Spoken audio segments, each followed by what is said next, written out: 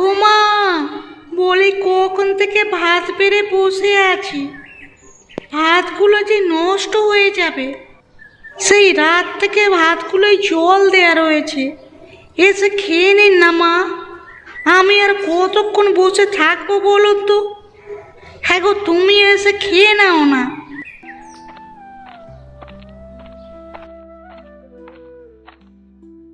এত ডাকাডাকি করছো কেন? মায়ের খিদে পেলে এসে ঠিক খেয়ে নেবে। আমার তো আর কাজ নেই, তোমাদের জন্য সারাদিন ভাত পেরে বসে থাকি। বাকি সব চুলোয় যাক। এদিকে কখন সূর্য উঠে গেছে, এত বাসন কোসন ধুয়ে আমি কখন রান্না বসাবো বলো তো? সে তুমি ধীরে সুস্থে করবে কোনো। এখন আমাকে ভাত দাও তো, খুব খিদে পেয়েছে। খেয়ে দিয়ে আবার কাজে যেতে হবে। তুমি খাও, খেয়ে দে আমায় উদ্ধার করো। এদিকে মা যে কখন আসবে তা কে জানে।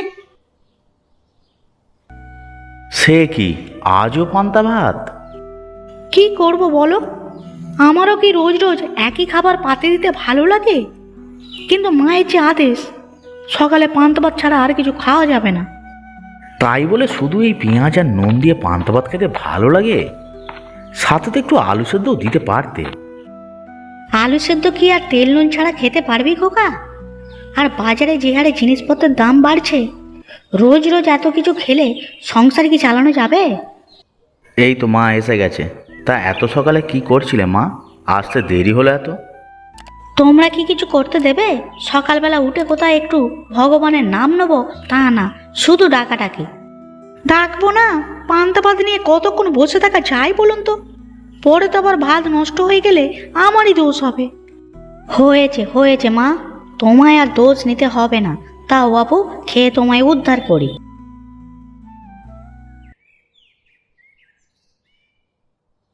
বা গিন্নি, আজকের ভাতগুলো তো বেশ খেতে হয়েছে। কীরকম যেন একটা সেন্ট আসছে। হ্যাঁ বৌমা, আজকের ভাতগুলো খেতে বেশ ভালো লাগছে। হ্যাঁ, ভালো হবে না? ভাতগুলোয় জল দেওয়ার সময় যে কয়েকটা লেবু পাতা দিয়েছিলাম, তারই গন্ধ ছড়াচ্ছে। বাহ, তাহলে রোজই লেবু পাতা দিয়ে দিও কেমন? তাহলে কমসে কম ওর জন্য দুগাল ভাত তো মুখে দিতে পারবো। না বৌমা, এ কাজ করো না। এমনিতেই তো দুবেলা ভাত বাড়ন্ত হয়, তার উপর যদি আবার এত আয়োজন করো, তাহলে তো দুবেলার ভাত একবেলাতেই শেষ হয়ে যাবে। এরকম কেন বলছো মা? পেটেই তো খাচ্ছি। তারপর তোমার তেল নুন সবজি তো আর খেয়ে শেষ করছি না। কাজ পাওয়ার পর থেকে খুব বড় বড় কথা বলছিস। সংসারে কত টাকা আয় হয় জানিস? যা নিয়ে আসিস তার অর্ধেক তো খেয়েই শেষ হয়ে যায় রে হতভাগা। তাই বলে দুটো খেতেও পারবো না? এ তো আচ্ছা কিপ্টের পাল্লায় পড়েছি। আমার পাল্লায় পড়েছিলিস বলে এখনো টিকে আছিস রে হতছাড়া। না হলে কবে বউ বাচ্চা নিয়ে রাস্তায় ঘুরতে হতো। রাস্তায় ঘুরে এর থেকে ভালো খেতাম মা। এরকম আধপেটা খেয়ে থাকতে হতো না। আহ, তুমি চুপ করে খাও তো। দুপুরবেলা ঝোল করব, তখন পেট ভরে খেও। ওই একই খাবারই রান্না করতে পারো বটে। রোজ রোজ ঝোল খেতে খেতে পেটে হদ জমে গেল। তার থেকে এই পান্তা ভাত অনেক ভালো।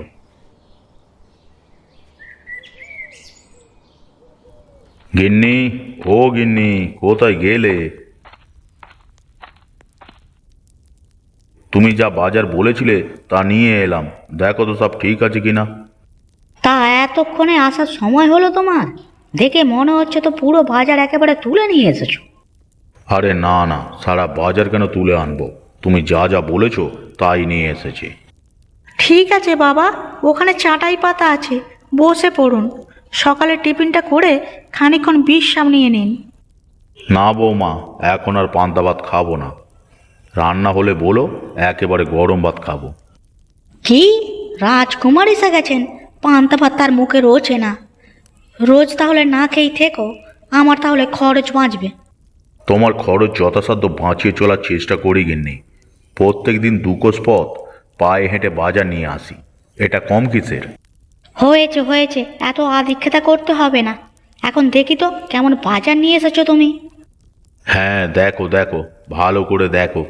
বেছে বেছে সব জিনিসগুলো নিয়ে এসেছি। আজ তুমি কথা শোনাতে পারবে না। বেশ করেছো। তা এই পুঁই শাকগুলো কেন এনেছো বলো তো? শাক ভাজতে কত তেল লাগে তা তুমি জানো? আহা, আরে ভাজবে কেন গিন্নি? ওগুলো দিয়ে চচ্চড়ি করবে। বৌমার হাতে চচ্চড়ি খেতে যা মজা লাগে না। কি চড়চড়ি দিয়ে একবেলা কি সব সাবার করতে চাইছো? তা আর হবে না। শোনো বৌমা, এই পুঁই শাক দিয়ে দুপুরে তুমি ঝোল করবে, যাতে দুপুরে খেয়ে রাতেও সবাই খেতে পারে। সে কি, এই পুঁই শাকের ঝোল দিয়ে দুপুরে খেতে হবে? হ্যাঁ, এখন থেকে শুধু ঝোলই চলবে। আনাজপাতির যা দাম, দুবেলা ঝোল না খেলে সংসার চালানো যাবে না। বেশ বেশ, তুমি যা ভালো মনে করো তাই করো।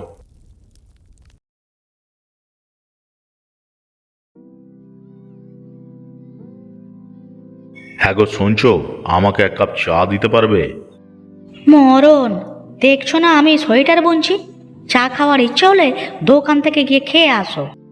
দোকান থেকে খাওয়ার কি উপায় আছে গিন্নি? সেখানে খেলে তো পয়সা লাগবে, আর সেটা তো তোমার হাত থেকে গলে না। তাহলে না খেয়ে থাকো। চা খেলে পয়সা লাগে, তা খেতে হয় কেন বাবু? তোমার কথা শুনলে না খেয়ে মরতে হবে গিন্নি। আমি না থাকলে মরতেই হতো। কাজ নেই, কর্ম নেই, কেবল অন্ন ধ্বংস করা।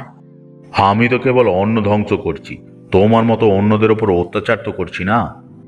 কি আমি অন্যদের ওপর অত্যাচার করি? এ কথা তুমি আমায় বলতে পারলে?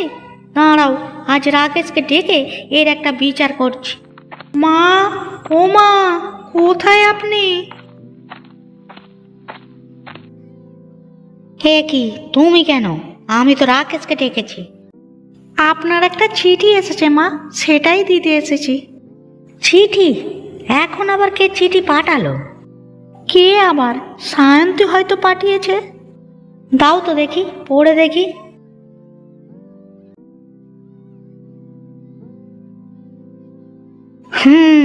সায়ন্তী পাঠিয়েছে। তা কি লিখেছে মা? রবিকে নিয়ে কদিন আমাদের বাড়িতে থাকতে আসবে, তাই লিখলো। সে কি কথা? এই শীতের দিনে আলাদা করে অতিথি আপ্যায়নে যে অনেক টাকা লাগবে মা। তাই তো ভাবছি বৌমা, আমার মেয়েটার আর বুদ্ধি হলো না। এমন দিনে কি কেউ স্বামী নিয়ে বাপের বাড়িতে আসে? গিন্নি, এবার মজা বুঝবে তুমি। মেয়ে জামাই আসছে, ওদের তো আর তুমি না খাইয়ে রাখতে পারবে না। আমায় মজা দেখানো তোমার খুব শখ, তাই না বুড়ো? তবে শুনে রাখো, আমার হাতে একটা টাকাও আমি মেয়ে জামাইয়ের পিছনে খরচ করব না। তাহলে ওদের খাওয়াবো কি মা? হাজার হোক, ওরা তো আমাদের অতিথি, ওদের না খাইয়ে তো আর রাখা যাবে না। আমরা যা খাই তাই খাওয়াবে। শোনো বৌমা, কাল থেকে রোজকার মতো ঝোলই রান্না করবে।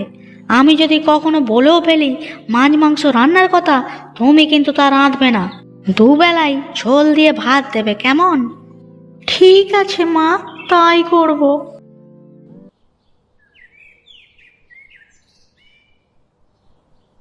গিন্নি, ও গিন্নি, কোথায় গেলে? বাজারে ব্যাগটা দিয়ে যাও তো। সে কি গো, এই সকালবেলা তুমি বাজারে যাবে? আজকে সায়ন্তী ও রবি আসছে, ওদের জন্য কিছু নিয়ে আসি। ওই ঝোল দিয়ে তো আর অতিথি আপ্যায়ন করা যায় না। বাজারে যাবি যে, তা হাতে টাকা আছে তো তোর? আমি কিন্তু না 1 টাকাও দিতে পারবো না। সে নিয়ে তোমাকে আর এত ভাবতে হবে না মা। কাজ করে আমি কিছু টাকা জমিয়েছি, সেখান থেকে আনবো। ও এই কথা? তাহলে তুই পুরো মাসের মাইনের টাকা আমার হাতে দিস নি। আমিও তো ভাবি, ছেলে আমার এত কম টাকা দেয় কেন? এই টাকায় কি সংসার চলে? এর থেকে বেশি টাকা দিলেও তুমি তো সেই ঝোলই খাওয়াতে মা। তার থেকে কম টাকাতে ঝোল খাওয়া ভালো নয় কি? বুঝেছি, সবই ওই তোর বউয়ের শেখানো। বিয়ের পর তুই বদলে গেছিস খোকা। এখন আর মায়ের কথা মনে থাকে না, চুপি চুপি বউয়ের কাছে টাকা জমাচ্ছিস, তাই না? আরে আরে, আমি কি করলাম? সারাদিন আপনার কথা মতো চলি, তাও এখনো আমার দোষ গেল না। আকাশে চাঁদ উঠলে আজ না হয় কাল দেখা যাবেই বৌমা। আসুক একবার সায়ন্তী বাড়িতে, ওদের সাথে বসে আমি এর একটা বিহিত করবই। ওসব কথা মেয়ে জামাইকে শুনিও না গিন্নি, লোকে জানলে ছি ছি করবে। তাছাড়া ছেলের উপার্জন দিয়ে আমরা চলছি, ওর টাকা ও যেভাবে খরচ করে করুক না। বুঝেছি, তুমিও ওদেরই দলে। আমার দুঃখটা কেউ বুঝলো না, যাকেই বলি সেই ভুল বোঝে। তোমার দুঃখ বোঝার ক্ষমতা এই জগৎ সংসারে কারো নেই গিন্নি। বৌমা, শুধু শুধু সময় নষ্ট করো না তো, আমায় বাজারে ব্যাগটা দিয়ে রাঁধতে যাও। তোমাকে আজ বাজার যেতে হবে না বাবা, আমি গিয়ে মাছ সবজি নিয়ে আসছি। বেশ বেশ, তাই যা বাবা।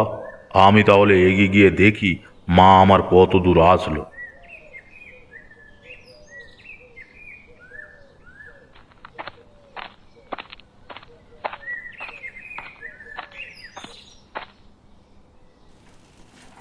আরে আর কত দূর গিন্নি, অনেকটা পথ তো এলাম, এখনো তো তোমাদের বাড়ি পৌঁছালাম না। আর বেশি দূর নয় গো, ওই যে দেখছো তাল গাছগুলো, তারপরেই আমাদের বাড়ি। যাক, অবশেষে তোমাদের বাড়ির কাছে তাহলে এলাম। আমি আগেই বলেছিলাম একটা গাড়ি নিয়ে আসতে, আমার কথা শুনলে না তুমি।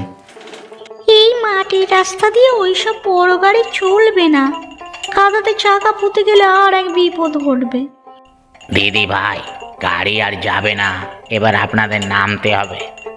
সে কি, তোমার আবার কি হলো? গরু গাড়ি কেন যাবে না? সামনের রাস্তায় খানাখন্দে ভর্তি, গরুর পা পড়লে ভেঙে যাবে তো। থাক থাক তাহলে ভাই, আর যেতে হবে না, বাকি পথ আমরা হেঁটেই চলে যাব। আর তো বেশি দূরও না, ওই তো আপনার শ্বশুর মশাই এসে গেছে, তার সাথেই চলে যেতে পারবেন। আরে তাই তো, এখানে বাবাই তো দাঁড়িয়ে আছে।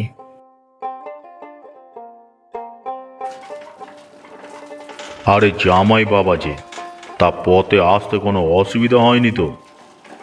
না বাবা, কোনো অসুবিধা হয়নি। তা আপনি ভালো আছেন তো?